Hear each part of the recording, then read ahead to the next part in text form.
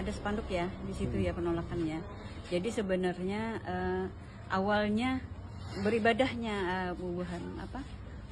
orang ini Kristen ini beribadah tidak pernah diganggu sebenarnya.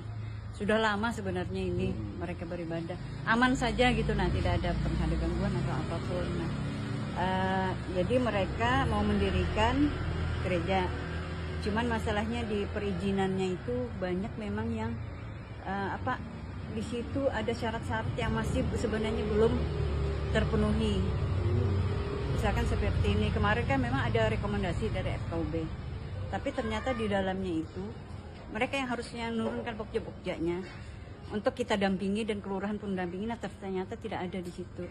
Sebenarnya kan mereka harus dulu nih verifikasi dulu nih data-data apakah sudah benar tuh yang mereka sampaikan, yang mereka yang berdomisili di situ, yang mengizinkan atau yang memberikan dukungan untuk berdirinya gereja itu kan mereka harus benar-benar nih, bukan manipulasi. Nah ternyata di dalamnya ada manipulasi, di situ ada tanda tangan yang dipalsukan juga. Nah itu harusnya dari FKUB tidak dulu memberi rekomendasi, tapi harusnya dulu diteliti dulu. Salam damai sejahtera bagi kita semua, berjumpa kembali dengan saya di channel ini. Saudara, miris terjadi dan sudah viral di media sosial. Orang-orang yang berpeci atau orang-orang yang berbaju agama mereka gemetar, ngamuk, marah ketika mereka melihat salib di salah satu gereja, saudara.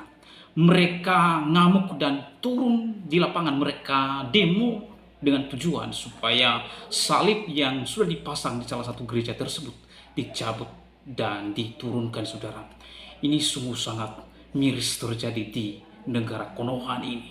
Ya, salib saja mereka gemetar, mereka ketakutan, mereka anti terhadap simbol iman agama lain. Mereka tidak suka terhadap agama Kristen, ya, di negara Konoha ini. Hanya di negara Konoha ini terjadi hal-hal semacam ini, ya. Oleh karena itu, saudara, inilah mereka orang-orang yang berbaju agama ini, yang berpeci ini, ya. Polisi harus tegas. Polisi tidak tinggal diam untuk melihat berita-berita seperti ini. Oleh sebab itu, saudara, seperti apa makhluk-makhluk halus tersebut? Inilah dia videonya berikut ini. Suka dia buat. Suka dia buat tak elok, tak bagus. Kita kata turun ini salib saja, kita tak mau gaduh dia. Kita mau turun ini barang juga. Kita mau turun ini barang. Nanti tak Kita tidak mahu ada pihak yang membangunkan salib di kawasan yang 95% adalah Islam. Ini ada spanduk ya di situ ya penolakannya. Jadi sebenarnya awalnya beribadahnya orang ini Kristen ini beribadah tidak pernah diganggu sebenarnya. Sudah lama sebenarnya ini mereka beribadah aman saja gitu, nah tidak pernah ada gangguan atau apapun. Nah, jadi mereka mau mendirikan gereja, cuman masalahnya di perizinannya itu banyak memang yang di situ ada syarat-syarat yang masih sebenarnya belum terpenuhi. Misalkan seperti ini, kemarin kan memang ada rekomendasi dari FKUB, tapi ternyata di dalamnya itu mereka yang harusnya menurunkan pokja-pogjanya untuk kita dampingi dan kelurahan pun dampingi, nah ternyata tidak ada di situ. Sebenarnya kan mereka harus dulu nih verifikasi dulu nih data-data apakah sudah benar tuh yang mereka sampaikan, yang mereka yang berdomisili di situ, yang mengizinkan atau yang memberikan dukungan untuk berdirinya gereja itu kan mereka harus benar-benar nih, bukan manipulasi. Nah ternyata di dalamnya ada manipulasi, di situ ada tanda tangan yang dipalsukan juga. Nah itu harusnya dari FKUB tidak dulu memberi rekomendasi, tapi harusnya dulu diteliti dulu sudah benar enggak. Pada dasarnya memang kalau di sini kalau toleransi Pak, aman sebenarnya. Cuman masalah tadi aja, ini layak atau tidak layaknya, terus syarat-syarat mereka itu tadi itu. Baik, berdasarkan keterangan dalam video tersebut, setidaknya ada beberapa poin yang bisa kita tangkap ya. Yang pertama, awalnya jemaat memang sudah melakukan ibadah tanpa gangguan di gereja tersebut. Dan yang kedua, lalu tiba-tiba ibadah mulai dilarang dengan alasan bahwa syarat-syarat pendirian rumah ibadahnya belum terpenuhi. Padahal dari FKUB sendiri katanya sudah memberikan izin rekomendasi. Lalu yang ketiga, ibu ini menuduh jemaat gereja telah melakukan manipulasi termasuk tanda tangan untuk berkas-berkas persyaratan. Waduh, ini tuduhan yang cukup serius ini kalau sampai bilang ini adalah bagian dari manipulasi ya. Dan yang terakhir, yang keempat, mereka mengatakan bahwa mereka itu sebenarnya toleransi, tapi yang penting semua syarat harus dipenuhi terlebih dahulu. Saya nggak percaya kalau mereka mengatakan bahwa mereka ini toleransi terhadap umat Kristen, teman-teman ya. Jadi saya nggak percaya. Ini cuma omon-omon aja menurut saya. Karena kalau memang mereka ini adalah toleransi, harusnya mereka membantu dong agar proses persyaratan rumah ibadah ini bisa segera selesai, bukan malah membentangkan spanduk yang tulisannya itu bernada provokatif dengan menggunakan kalimat menolak keras ya. Dari sini aja udah berbanding terbalik antara toleransi tapi membentangkan spanduk yang tulisannya bernada provokatif. Nah, sementara Ketua Aliansi Kebangsaan dan Berkeyakinan Kalimantan Timur yaitu Hendra sangat menyayangkan pembentangan spanduk ini karena menurutnya pihak gereja telah memiliki surat rekomendasi FKUB, surat dari Kemenak Samarinda, serta dukungan dari 60 warga dan 90 jemaat. Bahkan total ada 105 tanda tangan warga, meski 20 diantaranya kemudian menarik dukungan. Artinya 80 orang masih mendukung dan ini sudah memenuhi ketentuan. Jadi secara persyaratan ternyata sudah dipenuhi semuanya, mulai dari rekomendasi FKUB, surat dari Kemenak, bahkan dukungan warga yang tadi totalnya ada 105 tanda tangan, tetapi hanya tersisa 80 karena katanya ada 20 orang yang menarik ya tanda tangannya atau menarik dukungannya. Nah, ada apa ini? Kenapa mereka tiba-tiba malah menarik dukungannya? Jangan-jangan mulai ada intimidasi atau mulai ada bisik-bisik sehingga ada beberapa warga yang akhirnya justru menarik dukungan mereka. Nah, ini yang harusnya perlu diusut teman-teman ya. Dan kita dengar sendiri ada sebuah video seorang bapak yang mengatakan bahwa semuanya itu sudah beres sebenarnya ya. Kurang lebih antara 8 atau 9 spanduk yang dipasang itu penolakan itu. Gereja tersebut sudah mendapatkan rekomendasi FKUB dan juga Kemenak sebagai bagian dari syarat progres penyelesaian PBG, persetujuan bangunan gedung yang dulunya IMB. Jadi gereja ini sudah memenuhi syarat secara aturan SKB Menteri. Jadi jangan bicara toleransi lah ya kalau pada faktanya ada niat terselubung untuk menolak adanya pendirian rumah ibadah ini dengan membentangkan spanduk-spanduk yang kalimatnya syarat dengan nada intoleransi, teman-teman. Ini loh rumah ibadah bukan tempat prostitusi, bukan juga tempat perjudian atau tempat yang buruk. Ini adalah tempat ibadah di mana supaya umat Kristen yang ada di situ itu mereka punya tempat untuk beribadah. Tapi kenapa malah membentangkan spanduk-spanduk yang seperti ini? Kan ini omong kosong namanya kalau dibilang toleransi, teman-teman. Nah, akhirnya dari pihak camat sendiri mereka menyatakan bahwa mereka sedang memproses administrasi pendirian gereja ini. Karena harusnya kalau memang toleransi itu ada, justru dibantu supaya bagaimana izinnya bisa segera cepat selesai dan umat Kristen bisa ibadah dengan tenang dan damai, bukan malah dipersulit dan membentangkan spanduk-spanduk yang bernada provokatif dengan kalimat menolak keras pendirian gereja. Kasus seperti ini bukan cuma sekali dua kali terjadi, sudah sering terjadi, bahkan hampir setiap tahun pasti selalu terjadi kasus seperti ini. Dan yang menjadi korban itu selalu adalah rumah ibadah minoritas, apalagi gereja. Tapi kalau kita lihat di satu sisi ya, walaupun daerah-daerah mayoritas Kristen aman-aman aja, umat muslim itu mereka beribadah mendirikan masjid, gak ada masalah. Padahal kalau kita mau jujur ya, kalau kita mau cek semua syarat-syarat pendirian rumah ibadahnya, belum tentu semua masjid-masjid yang ada di Indonesia ini itu beres berkas-berkasnya, teman-teman. Tapi karena kita nggak terlalu mempermasalahkan masalah itu, karena menganggap bahwa nggak ada salahnya, kenapa? Ini kan cuma rumah ibadah gitu. Kenapa harus ditolak? Kenapa harus dipersulit ya? Jadi kalau ada orang yang mempersulit rumah ibadahnya umat lain, justru itu dipertanyakan. Mereka ini ngerti toleransi atau tidak sih sebenarnya? Atau jangan-jangan mereka fobia terhadap ibadahnya umat Kristen? Ada pro kontra, ada dari RT bilang bahwa perizilannya belum ini, sementara dari pihak gereja bilang mereka sudah mengurus rekomendasi KUB dan Kemendak. Itu dari Pemkot gimana tanggapannya? Jadi saya menyarankan juga kepada media untuk tidak terlalu membesar-besarkan masalah ini karena ini soal sensitif. Mungkin akan menjadi lebih baik kalau ini diselesaikan secara baik-baik. Tapi saya berharap betul tidak ada pihak yang menjadi isu ini menjadi terus berkembang. Saya yakin nanti akan dicek, diperiksa betul-betul, dan kita dudukkan untuk mengetahui duduk permasalahannya yang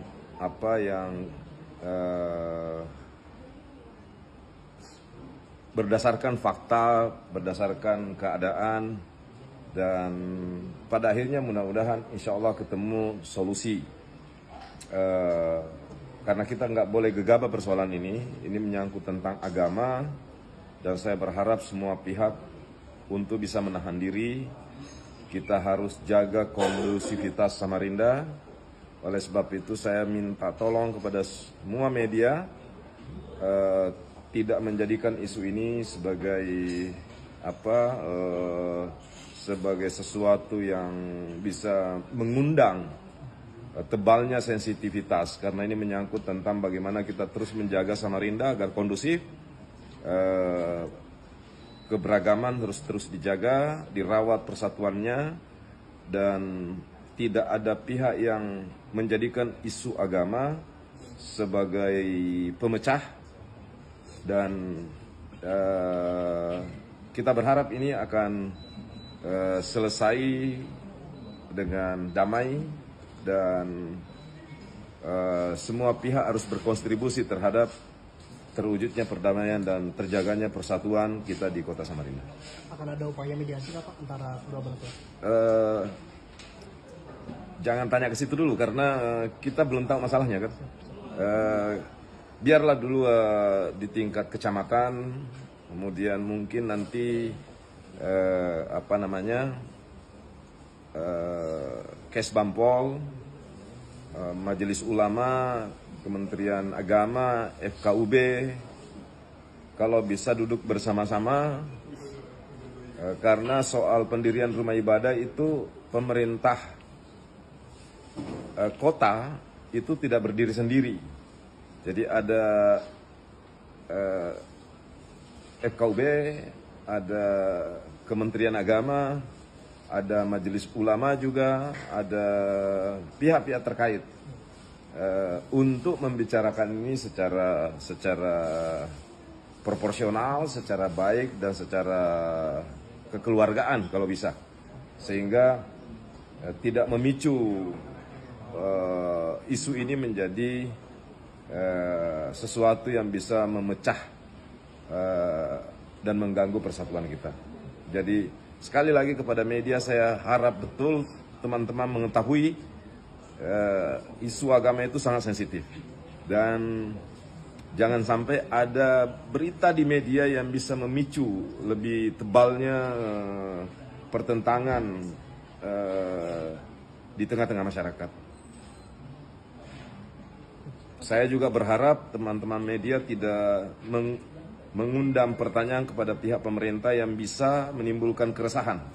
Ya, jadi insya Allah kalau ditangani dan semua pihak bisa menahan diri dan memandang persatuan di atas segala-galanya, maka pasti masalah ini akan bisa selesai dengan penyelesaian yang damai, yang harmonis. Ya, jadi itu kira-kira komentar saya. Memandikan babi di pinggir sawah dan airnya mengalir ke sawah. Nah, lihat ini prosesnya. Mohon Bupati, Wakil Bupati, dan Ramil. Mas, sampean tahu nggak airnya itu ngalir ke sawah dan itu najis? Sampean paham nggak? Ini najis, semuanya jadi najis, paham nggak? Hah? Ini sampean seenaknya sendiri kayak gini. Sampean orang mana? Hah? Mana penanggung jawabnya? Hei, stop! Kalian tahu nggak ini najis? Ini sawah buat makan. Ngerti nggak kamu? Ngaco kamu. Siapa nama kamu? Mas. Belum balik? Boleh dicium nggak? Nggak boleh. Tenono, raulah ya wes. Mas, sampean tahu nggak airnya itu ngalir ke sawah dan itu najis? Sampean paham nggak? Ini najis, semuanya jadi najis, paham nggak? Airnya mengalir ke sawah.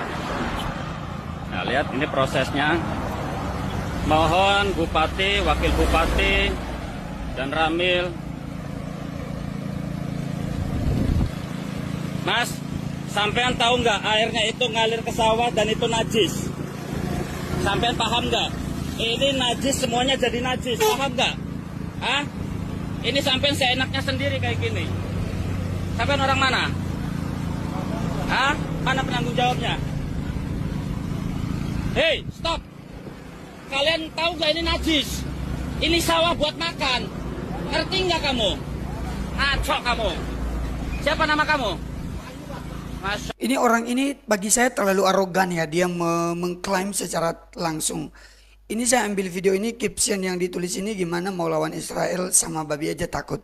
Ini caption dari Pak Permadi Arya. Karena video ini saya ambil dari Instagramnya Pak Permadi Arya. Jadi kalian bisa nonton di sana juga nanti. Ada tanggapan-tanggapan yang begitu unik dan luar biasa di caption atau di postingan Instagramnya. Nanti kalian bisa nonton ya. Jadi yang pertama, menurut saya Bapak ini terlalu arogan. Coba kalau dia datang baik-baik, dia ngomong dengan baik-baik, walaupun itu bagi dia ya, bagi dia mungkin mereka salah. Dia datang baik-baik lah, dia ngomong dulu. Ini datang-datang dia bilang ini najis, langsung video call, woi siapa namamu? Oh gimana mereka kalau apa namanya ya, seolah-olah gara-gara dia mungkin karena dia beragama Islam dan mungkin itu tempat dia berasal daerah itu, dengan arogannya dia marah-marah kepada orang seperti itu.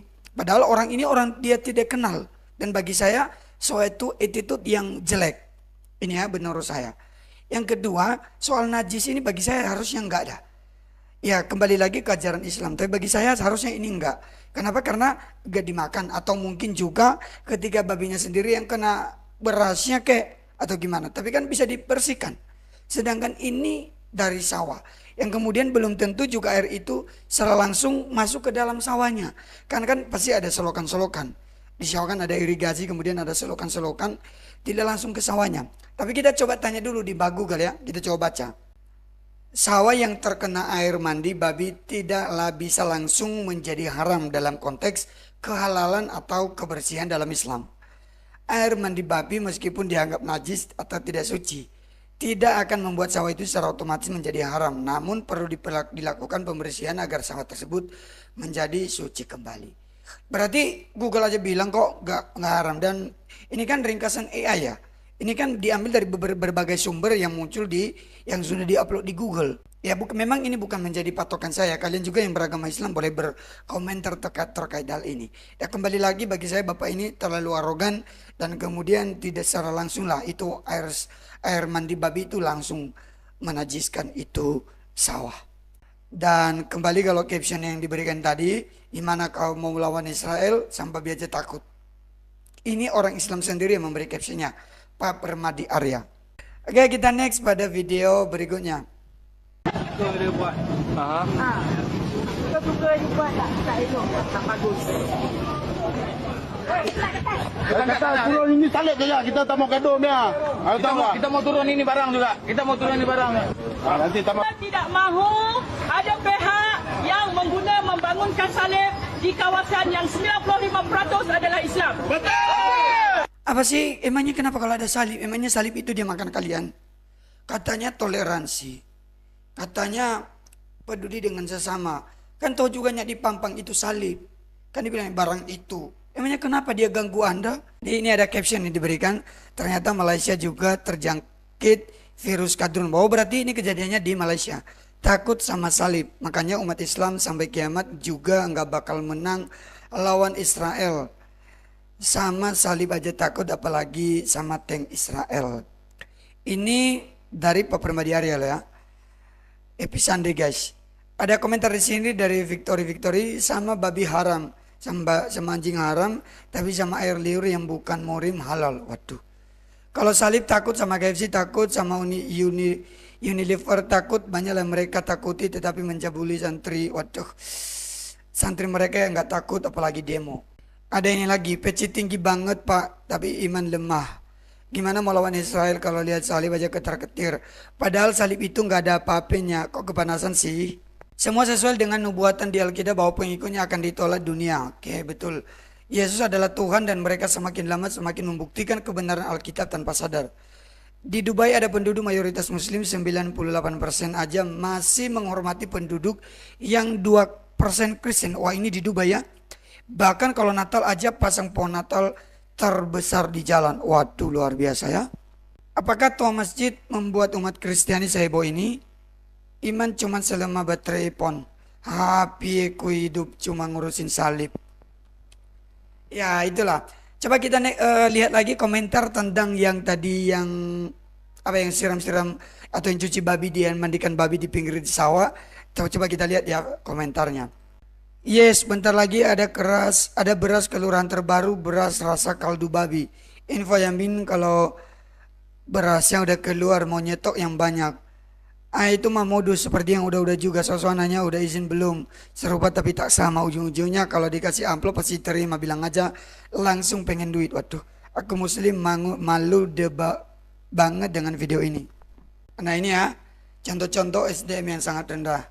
Bapak tersebut masih dalam perawatan rumah sakit jiwa setempat Om, tapi harus mendadak suka lepas dan bikin konten.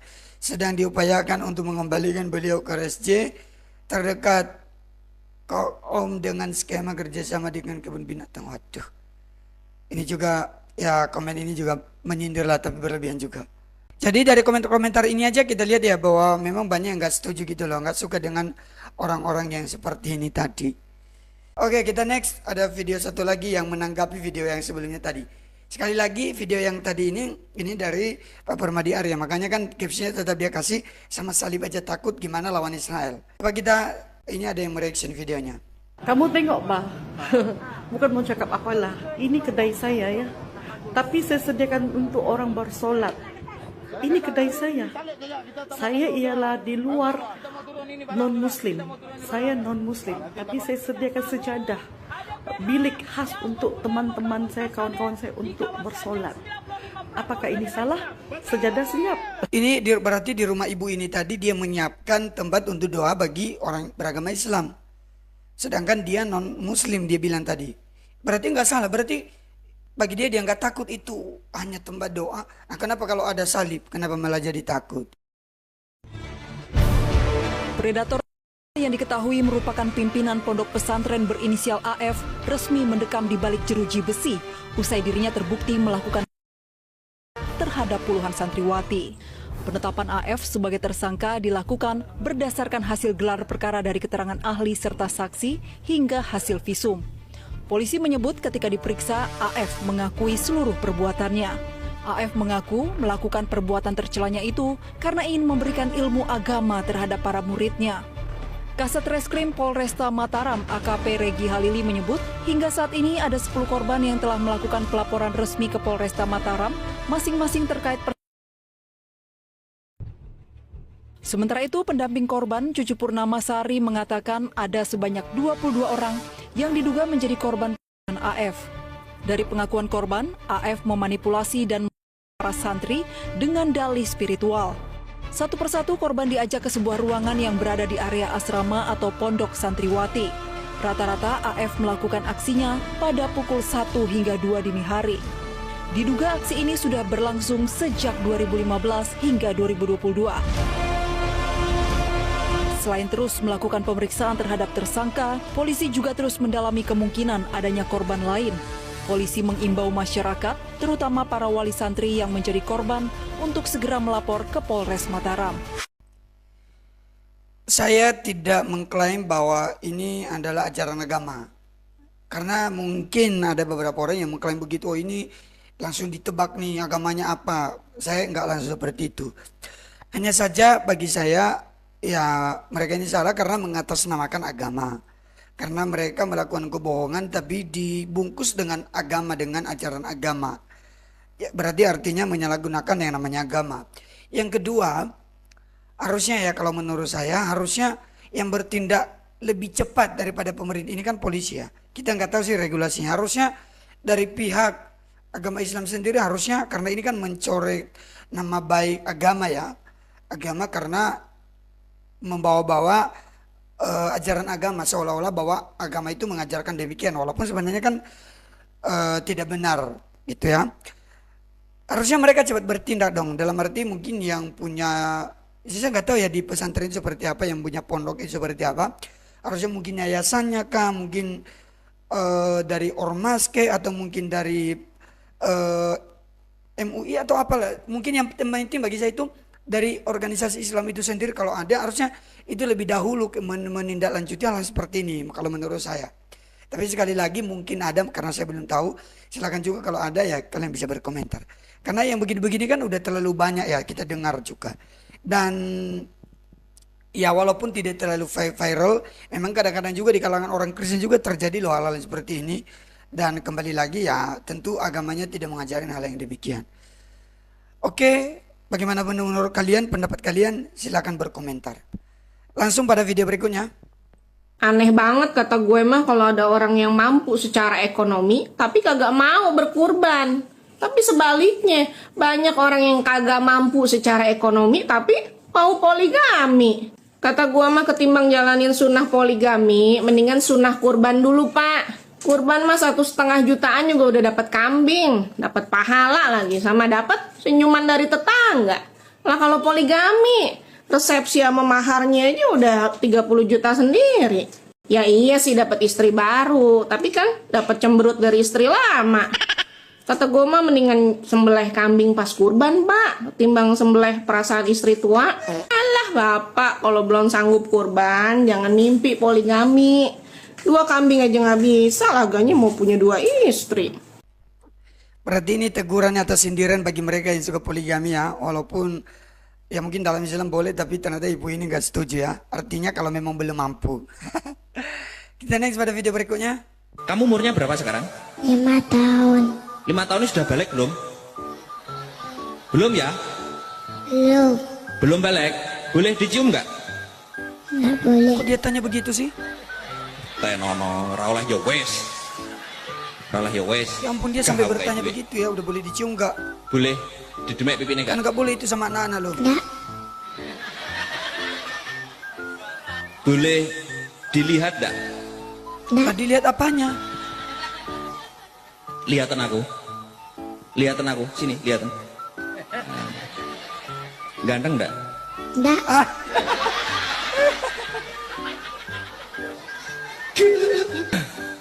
Lah nimbali saya Dedi. Siapa? Dedi siapa? Dedi. Ayahmu sama Dedi ganteng mana? Ganteng ayah apa Dedi? Ayah dong. Ayah. Ayah benar. Bagi saya orang ini, kalau harusnya ini kan di publik ya, di tempat umum. Tapi yang penting banyak orang. Kalau memperlakukan anak kecil, menanyai boleh dicium nggak, boleh di ini nggak, harusnya itu nggak boleh loh. Apalagi dia seorang laki-laki dan dia memperlakukan seperti itu kepada anak perempuan. Apalagi dia masih usia masih kecil, harusnya itu nggak boleh. Menurut saya harusnya itu nggak boleh. Dan kalau di tempat tertentu boleh dan di ajaran tertentu boleh ya, saya nggak tahu lagi. Tapi secara seharusnya gitu nggak boleh. Oke, kita next pada video berikutnya. La ilaha illallah. Saat mendengar kalimat itu, pasti teman-teman langsung menyimpulkan bahwa itu hanya milik saudara-saudara kita Islam. Itu tidak benar ya. Saya akan jelaskan kalau itu telah digunakan oleh komunitas Kristen Arab sebelum Islam muncul pada abad ke-7. Maaf ya saudara-saudara muslimku, saya harus tunjukkan fakta ini. Begini, kata la ilaha illallah adalah bagian Alkitab, tepatnya kitab 1 Korintus pasal 8 ayatnya yang keempat dalam bahasa Arab. Perhatikan, wa an la ilaha illallah al-ahad. Artinya, dan tidak ada ilah selain Allah yang esa. Hal ini sekaligus menunjukkan fakta kalau kata Allah telah digunakan oleh beberapa agama sebelum Islam lahir pada abad ke-7 untuk merujuk kepada sesuatu yang mereka sembah. Itu sebabnya ketika komunitas Kristen Malaysia saat dilarang menggunakan kata Allah dalam ibadah dan Alkitab mereka oleh umat Islam di sana, pengadilan Malaysia menyatakan kelompok Kristen di sana memenangkan kasus tersebut karena bukti sejarah yang kuat yang dimiliki oleh komunitas Kristen di sana. Dan saya jadi bertanya, apakah ada pengaruh tulisan Paulus ini juga terhadap syahadat umat Islam? Secara kan kekristenan Arab sudah ada sebelum Islam ada gitu. Sudahlah, biarlah ini hanya sekedar menjadi sebuah pertanyaan di pikiran saya. Shalom, jangan lupa follow. Tuhan Yesus memberkati kita sekalian. Oh, thank you untuk informasi dan juga wawasan barunya. Ternyata ya kalimat itu ya bukan hanya khusus agama tertentu, tapi memang itu bahasa Arab dan juga orang yang agama Kristen pun menyebutkannya. Dan tadi dia sudah menyebutkan hal itu juga bahwa di dalam Alkitab pun ada juga gitu. Ya luar biasa. Oke, kita next pada video berikutnya. Ini pasti yang murtad ini. Ada di pindah agama. Nah itu kan dia agama Katolik, berarti dia dari Islam ke Katolik. Ya puji Tuhan. Oke, kita next pada video berikutnya. Tidak ada orang Kristen memaksakan Injil. Tidak. Injil itu hanya ditawarkan. Kau mau terima, silakan. Kau mau tolak, silakan. Tetapi apa? Yesus Kristus mengatakan apa? Jikalau kau tidak percaya bahwa akulah dia, kau akan mati binasa selamanya di dalam dosamu. Yesus Kristus satu-satunya Tuhan dan Juru Selamat. Tidak ada tokoh agama di dunia ini yang berani mengatakan akulah jalan kebenaran dan hidup. Tidak ada tokoh agama di dunia yang mengatakan dosamu sudah diampuni, pulanglah dan jangan berbuat dosa lagi. Tidak ada tokoh agama di dunia yang mengatakan akulah air kehidupan. Tidak ada tokoh agama di dunia ini. Tidak ada banyak tokoh agama yang mengatakan apa? Dan aku memberikan hidup yang kekal kepada kamu. Dan kamu tidak akan binasa. Tidak ada. Hanya ada satu tokoh yang mengatakan. Yaitu Yesus Kristus. Dia mengatakan, akulah jalan kebenaran dan hidup. Barang siapa yang percaya kepadaku, ia akan tetap hidup walaupun sudah mati. Hanya Yesus Kristus yang mengatakan, akulah pokok anggur yang benar. Hanya Yesus Kristus yang mengatakan apa? Dan aku memberikan hidup yang kekal kepada kamu. Dan kamu tidak akan binasa. Hanya satu tokoh, yaitu Yesus Kristus. Sebab di atas kolong langit maupun di bawah bumi, tidak ada nama yang lebih berkuasa selain nama Yesus Kristus. Amin. Apa yang disampaikan ini kan hanya lip sync aja, jadi audionya berbeda. Dan yang menyampaikan audio ini tadi, yang berkhotbah ini luar biasa. Dan itulah intinya, dalam nama Yesus Kristus, di situ ada keselamatan. Jadi perlu Nah teman-teman, itulah dia berita yang sedang viral di media sosial, di mana ada oknum orang-orang yang berbaju agama yang berpeci, yang tidak suka terhadap simbol salib iman kekristenan. Mereka berusaha menurunkan atau mencabut dari gereja karena mereka terganggu, iman mereka goyah dan lain sebagainya. Sehingga mereka turun di lapangan dan mereka demo untuk melakukan pencabutan terhadap salib yang sudah dipasang di salah satu gereja. Ini sungguh sangat mengerikan di negara Konoha ini. Polisi tidak boleh diam dan tidak boleh dibiarkan tindakan-tindakan seperti ini. Karena negara Indonesia ini adalah negara hukum. Ya, konstitusi menjamin tiap-tiap orang untuk memeluk agamanya masing-masing. Konstitusi menjamin kebebasan beragama. Tetapi mengapa para oknum-oknum yang berbaju agama ini, mengapa oknum-oknum yang berpeci ini tidak suka terhadap simbol iman kekristenan? Dan ini tidak boleh dibiarkan. Dan akhirnya polisi akan menyidik dan menyiduk, akan melakukan penyelidikan terhadap masalah ini. Oleh sebab itu, saudara, bagaimana tanggapan dan pendapat saudara di dalam video tersebut? Berharap teman-teman berkomentar di kolom komentar dan komentar yang membangun dan yang mengedukasi. Demikian video saya kali ini, sampai bertemu di video saya selanjutnya. Tuhan Yesus memberkati kita semua. Shalom.